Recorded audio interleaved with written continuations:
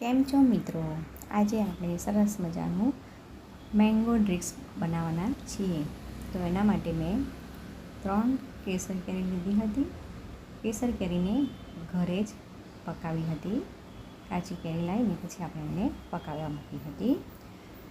તો સરસ મજાની કેસર કેરી પકાઈ જાય પછી આપણે એને છાલ કાઢી અને આવી રીતે નાના મોટી સાઈઝમાં આપણે એના કટકા કરવાના છે.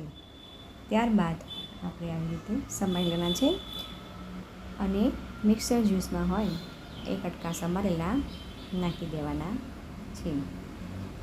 જો તમે એમાં પાણી નાખતા હોય તો પાણી અને દૂધ નાખતા હોય તો દૂધ કોઈ બી રીતે બનાવી શકો છો.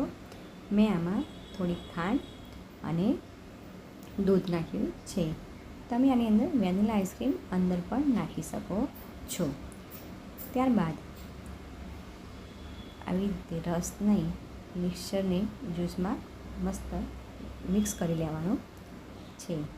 તો સરસ મજાનું આપણું કેરીનો જ્યુસ તૈયાર થઈ ગયો છે.